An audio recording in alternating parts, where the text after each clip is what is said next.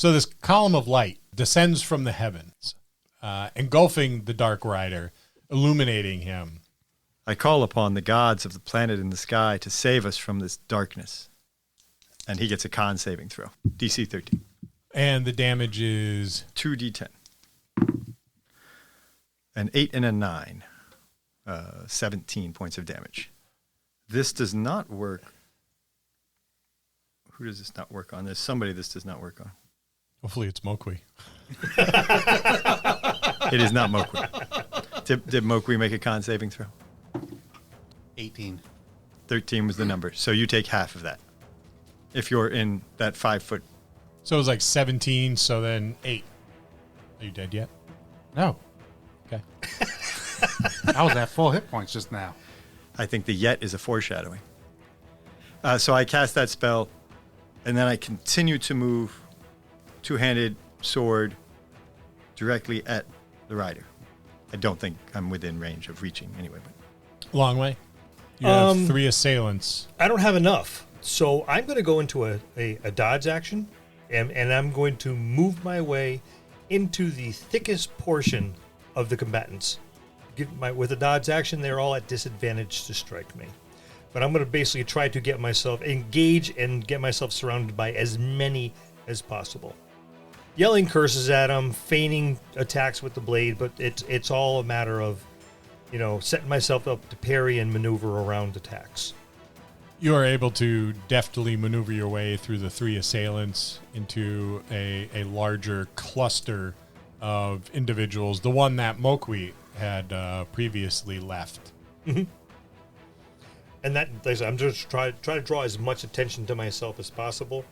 I'm paying attention to the combatants directly around me, so I probably don't know anything about the rider unless he comes within like 30 feet or so. Are you going to take any attack actions? Or No, my action is dodge.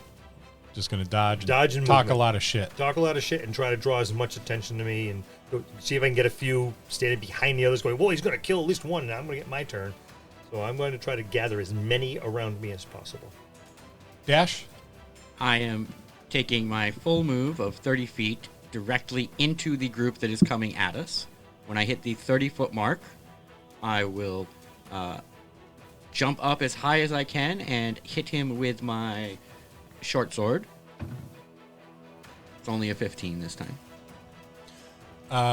15 will miss. When I land from that missed attack, I will use my bonus action to dash and do another 30-foot movement around their ankles. Okay. Quickly and digitally trying to do his attacks of opportunity. Yeah. And that's at disadvantage, you said. Yeah, okay. It's unfortunate. He rolled a 20 on his phone. It's because Lewis took my dice. Madry, you've blocked 2 flying spears. The ones that threw the spears have now drawn weapons and are skulking towards you in a low crouch. Madry glances over at Longway just to check on him.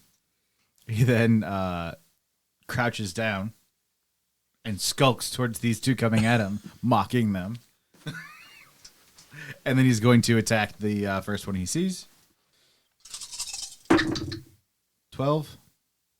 No. 2 12s. Yes. Those will both be misses. Mokwi? You bounce off the chest plate of the Dark Rider and fall off the horse, but you manage to grab a hold of the barding and swing up underneath the chin of the horse. Just then, a column of light descends from the heavens, and you are struck with sun's moonbeam. Well, from under the horse, I'm going to go under the horse to get behind it so I can get out of this moonbeam. What is this Dark Rider wearing? He's wearing leather ring mail armor. I'm going to heat metal under rings. Okay. So he will take 6 points of damage this round. Okay. As you skulk underneath the belly of the horse and come out the other side, You can see the rings on the back of his armor, those metal rings with the held in place with the leather straps, begin to glow, and then they become pink, and they're beginning to heat. Okay. And he takes 6 points of damage. Yep. I got you. Iring, 2 more approach you. One rolls a 16, the other nat 20. Yep, both those hit. Take 2 and 6 for 8 points of damage. I am not happy. Do they continue to pass me? Or have I entered the fray? You have entered the fray. Okay, so I don't get any attacks of opportunity. Okay. Son, the Dark Rider begins to move towards you. He draws his sword. He's at disadvantage, too. I forgot to add that. Okay. He trots up and takes a swipe at you and misses. You're able to lean to one side. Longway, you're still taking the dodge action, Yes. and that makes it a disadvantage Correct. for them, correct? Still calling taunts, feigning attacks, but spinning on my feet, pivoting on my tail, and You are moving through the sea of combatants and leaning back, avoiding thrusts. Simple twists to the right or the left so the blade passes by you, continuing your taunts. At one point in time, you even slap a blade out of the way as you pass by. Dash, when you leap up, you leap with your sword raised over your head, an epic comic book cover fashion. And as you are coming down with your blow from the sword, a massive hand comes out and wraps around your face. oops. I will attempt an opposed grapple. That's an 18. All right. It's a squirmy little sucker, ain't he? All right. The opposed grapple looks more like a lot of feet kicking as you're dangling above the ground and biting a large chunk out of the palm of his hand, which he causes him to open his hand, dropping you. You spit the little chunk out, and you begin running. Was it tasty or rancid? It was pretty rancid, Okay. like the same taste you would imagine the bottom of Mokui's wolf form Blech, paws blech, would be. you red-eyed, faceless badger pellet. Madry. No. They move in, one with a thrust, the other one with a hacking motion, and you are able to pivot so your shell absorbs the blow of one, and you are able to block the other blow. I told you so. Mokui, you are behind your enemy, prophetic. so there was no one there to attack you. Woo, thank you. Unfortunately, Iring. I can attack now? Yes. I'm going to cast Zephyr Strike again. Because the only way I can guarantee I hit, unless, of course, I double botch, like I did in episode 1. That's an 18. That's a hit. That is 10 points, 12 points of normal damage, 1 point of force damage, 2 points of psychic damage, so a total of 15. And a bonus? Do you have a bonus? you I wanna add added in the there? Okay. bonus. And you were moving towards... I was in the fray. You were in the fray that Dash and Madry are in. Mm-hmm. Madry, weaving in and out of your combatants, those, skulking enemies, you see Iring casually walk up and slam his battle axe into the back of the head of one of them, and he wrenches it free and continues walking towards the other. Just then, a series of arrows flies into the fray and takes out one combatant that's charging towards your little group with a battle axe.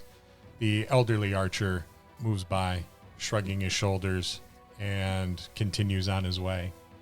Son, Having just dodged, the sword continues the downward dip of the dodge and brings his two-handed sword against the front of the legs of the horse, attempting to put the face of this horse in the ground and thus put the rider on the ground. animal lovers are going to hate this podcast. Where is that weapon? +5. So the 16. Does a 16 hit a horse's leg? A 16 hits. What's your damage? 2d6 plus 3. Roll it. 3 plus 3, 6 points of damage to the horse's legs. Now, does the moonbeam follow the creature, or do you have to move the moonbeam? I have to use an action to move the moonbeam. So it's presently sitting where I cast it until I use an action to move it. Your blade bites into the leg of the horse. The horse whinnies in pain and dips forward. The rider is not so much ejected, but kind of awkwardly falls off the horse. First in a prone position, and then he rolls over and brings himself to one knee. I use the remainder of my turn to flee at maximum speed.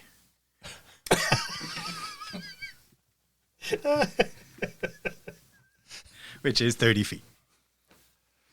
Longwei? How many do I think I have engaged? It looks like you have close to 15, maybe 6, maybe more. I was kind of hoping for more. But that's really all you have in that area. The majority of them made it over the barricade. Okay. Then quick survey. As I'm moving about, I'm going to look around my surroundings. Now, a lot of them moved out of the way, so I'm going to look beyond this group that's right next to me. A quick glance into beyond the barricade to see how things going there, and just basically survey my surroundings. There is a pretty pitched battle going on inside Birch Grove itself. It's hard to tell who is winning, but the ground is littered with a large number of these faceless ones. The arrows are still flying.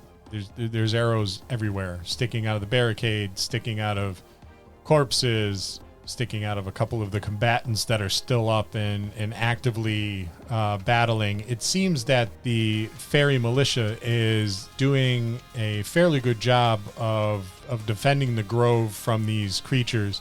The birch is still standing. It doesn't appear as though any of the enemies have made their way up the spiral staircase to the top. Your comrades are still standing. None have fell yet, but you can see Sun.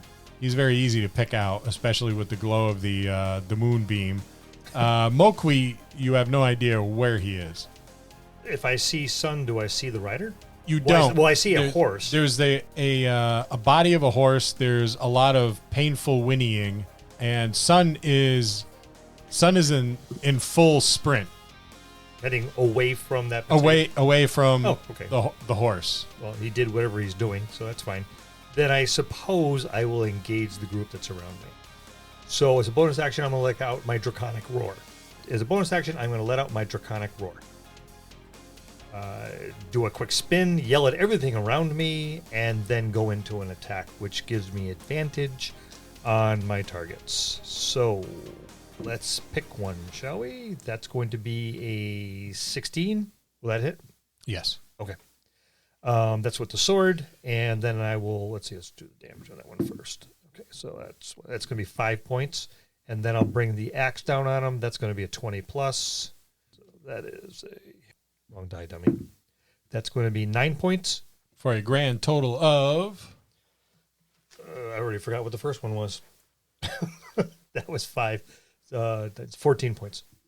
All right, that enemy falls. You finish him off with a sword thrust, and as you bellow, there's the forest becomes alive with creatures taking flight from the trees, leaving their burrows. It is a cacophony of rustling in the underbrush and flapping wings as the draconic roar pierces the night, even above the din of the battle itself. I am now going to action surge and take another action and close in on another target. And that is going to be a 16. And that's going to be 8 points to another target. You race towards your other opponent. You swipe at its head, cleaving the top of its head off. It falls awkwardly face first into the forest, into the underbrush, and you move towards your next opponent. For a moment, you think that it actually takes a step back. Dash. Seeing as I have been on the ground for a whole 18 seconds, I'm going to take a look back and see if anybody has gotten past Madry yet. Not yet. In that case, I am going to keep going forward 30 feet, jump up, take a slash at somebody's chest. Ooh, 23. 23 hits. Max. 9, 11. And you're attacking 11 points slashing with a short sword. You move between an opponent's legs, cutting the inside of his thighs, opening up an artery, and blood sprays out behind you. He drops to one knee, clutching his leg as blood sprays forth from the artery and soon expires. And as a bonus action, I will turn around and head directly back towards Madry, 30 feet. Okay. Does that mean that you are now covered in the blood? Were you standing under Yeah. and in between Yep. the legs? So you're just now soaked in blood. Yep. Okay. Well, Just to clarify. in episode 4, when you listen to the actual play, in episode 4, he covered himself in the scrotum of a troll. Absolutely. I have no problem. It all washes off. Madry, one of your opponents is down. Iring casually lopped its head off as he passed by, but the other one is still standing. So I have this one in front of me. Do I have a line of other enemies near me? You do not. Okay, how close? Besides this one, how close are the other enemies? The other enemies are about another 15, 20 feet away. Cool.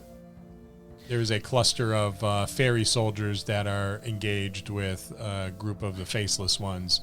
And Longway, his cluster of enemies is how far? It's a big cluster. Big cluster. Excellent. Yeah. I have a group. A horde. You heard me roar, and the blade is singing. So He's about 150 feet away from you, All right. on the opposite side of the barricade. All right. I'm going to attack this one in front of me. Maybe. 13. Miss. With a second fist. Nope. Boo. Madry stares and swings his fists imposingly. A flourish. he fans him. He looks hot. He does. He's got the vapors. I want to make sure you're comfortable before I kill you. And Mokwi. He's going to take the trident off his back, use a bonus action, lick it, and throw it at the rider. What the fuck did you get I have a small trident. Normally he just uses it for marshmallows, but 18. 18 hits. You take the small trident from your back. You give it a good licking like a child who just got a popsicle. And cock your hand back. Just as you do so, Sun takes a leg off the horse, and the horse lurches forward, exposing the back of the rider as you fire your trident into his back. He'll take 8 points of piercing damage. He has to make a DC 12 con saving throw. And if he fails? He takes some more damage. Okay. How much damage? 2 more points. 2 more points. And then I heard Ben whispering in your ear. Oh, yep, because he takes more damage from the heat metal. Okay. And that'll be 13 more. 13 more. it's hot metal. He lands on the ground face first, gets up to one knee. You see Sun immediately start sprinting, a mad dash. You've never seen him move that fast. And he rises to his full height, takes one step, and then drops to both knees and falls face first into the muck. Okay. Hot metal, you're down on your knees.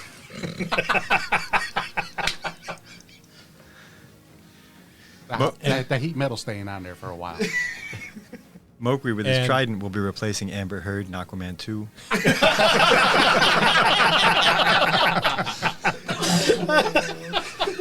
The lick of vengeance. Remember, Mokwi, do not date your co-stars. It just leads to trials. So what are you going to do now that it appears you've killed him? I'm going to stand where I'm at and still hold that heat metal there for just another moment. That is my action. Your turn. The Dark Rider falls, and there's a stillness that happens almost instantaneously. The massive column of flame that was on the rise in the glade is now just a dull fire, still casting an eerie glow over that area. As you look about and your enemies have stopped, there is a swirling of air in the glade, and it almost looks like you are looking through a liquid. There is almost like the canopy of your world parts, and there is a gray and black and dreary world on the other side, and a horn sounds, but it is not the horn of Iring. It is a different eerie, ominous horn, and they begin to turn and run back eastward towards the glade. Attacks of opportunity. Yes, That is a 23. that'll hit. Can only get that only once per turn. That'll only be 4 points of damage. Okay, they break away. You swipe at one with a battle axe, open up a gash on his back. He doesn't even really seem to notice. He continues to run towards the barricade, towards the east, and where this curtain of your world has parted to reveal another on the other side. Sun will be using his moonbeam in a sort of sweeping fashion, indiscriminately taking out whoever tries to run back to the curtain, but obviously getting only a small number of them. Why not just put it like directly in front of the curtain? So I have to run through it. If I was as smart as you, I'd be you.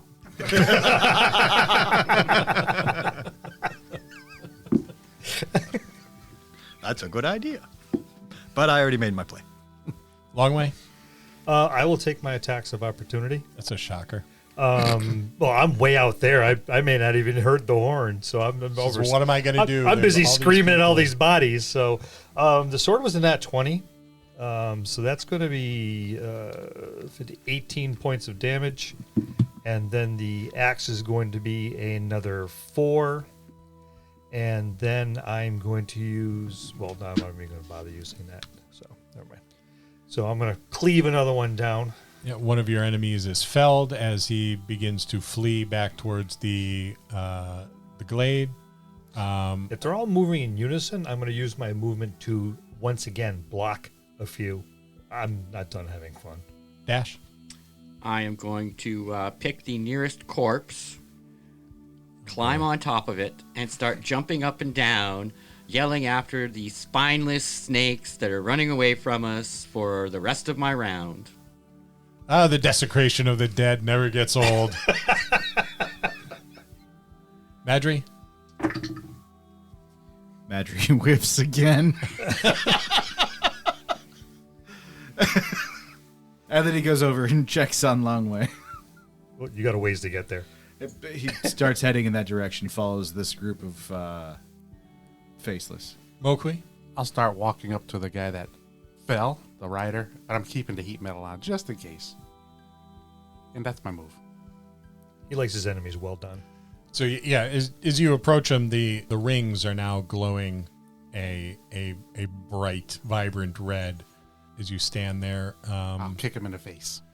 You kick him, and he rolls over halfway on his back. The trident's still sticking out of his back, so he doesn't go all the way over on his back. He reaches out and grabs your ankle and locks eyes with you and says, "We'll be back." Help! And then, Kick him again, Madry. Sun, of course, hears that cry for help and is moving that direction now. and then he expires. I back away. Fuck. That was scary. He was French. He likes eating frog. I knew you were going there. In time, they have all left. When the gate closes, those that have not made it through, they dissipate into wisps of smoke, leaving only the ground being littered with the corpses of their fallen comrades, the wounded fairies, and of course the dead fairies. When they all disappear, I'm a little disappointed, but I'll start heading back to the grove. I'll start tending to any of the wounded. Our party first. Actually, I'm going to go out there and dispatch that horse. It's just probably still screaming bloody Yeah. murder. So I'll go out there and dispatch the horse first. There you go, animal lovers. I will then start picking up bodies and chucking them into whatever fire we have going. Like any barricade that's on fire, they're going right in there. I'll inspect the rider's equipment. I'll loot the body. 6 points back. Thank you. He carries only a sword. And a chain shirt. Yeah, his armor, it basically his clothing. Quality is? It's The armor's burnt. yeah. It's very utilitarian. The quality, it's not great quality. It's serviceable. You get the impression that none of their armor is really all that great to begin with. It is just something to provide protection. They appear to be nothing more than shock troops. Their goal is to go in and kill And shock. or be killed. Okay. Nothing there. Now, before somebody dispatches the horse, I want to inspect the horse. Is the horse a standard living horse, or is the horse an abomination as these were? It is every bit as much of an abomination. Okay. Well, I would have taken care of the horse before you got there, because I'm already right there in that. I'm going to pull my trident out of his back. Put that back in its holster. And again, he reaches out and grabs your leg. Anybody else hurt? Injured? Oh, not a scratch. Not really. Dash waves over his shoulder as he starts dashing up the staircase to the queen's rooms. Nope. Okay. He's covered in blood, head to toe. Probably not it. Probably not his though. No.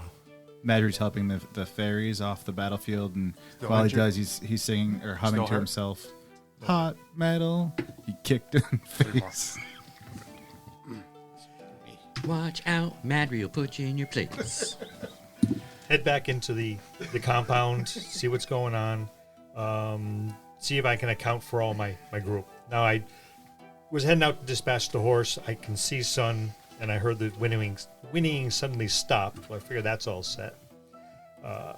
And I'll probably see Mokway out there as well.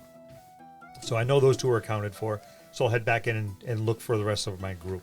They're easy enough to find. Everybody but Dash. You don't know where Dash is. You don't know if he is fallen in battle. They're starting to gather up the fallen fairies. I'll head over to Madry and check on my brother. He'll be assisting. I will join right in with him. Are you injured? Merely a flesh wound. You were struck? You owe me a coin, I do. not a scratch. Just thought I'd point that out. And now I'll assist him in helping the wounded fairies. There's they did remarkably well. The elderly fairy is taking the string off his bow. He's got it propped up against a tree, and he's starting to drag corpses towards the fire. Remarkably spry for such an old creature.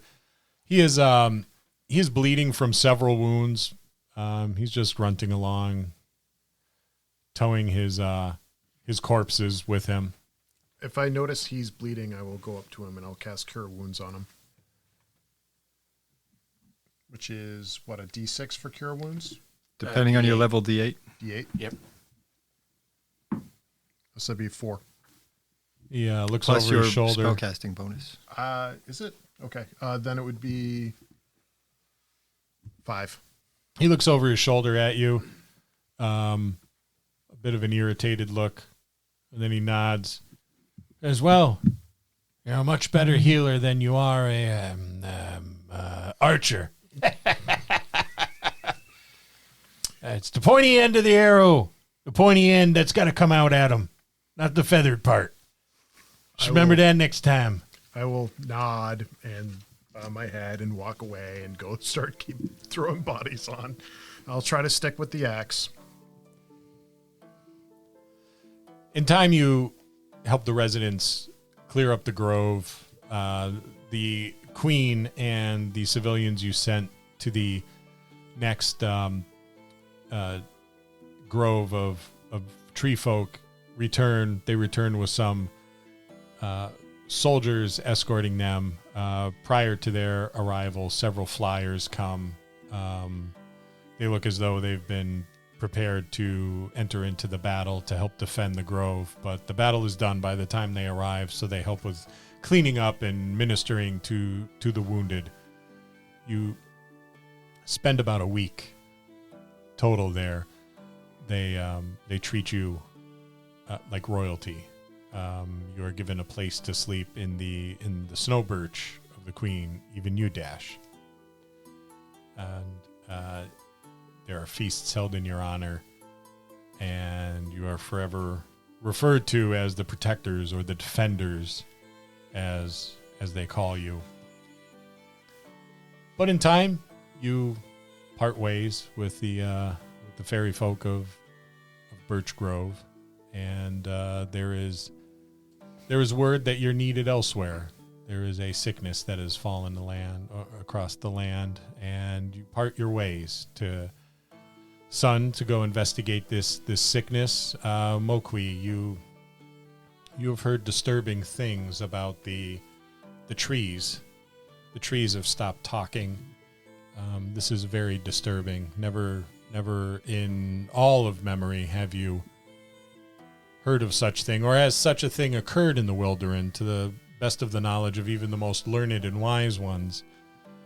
In time, Iring returns to the forest to travel the Wylderynn and hunt and look for his own kind.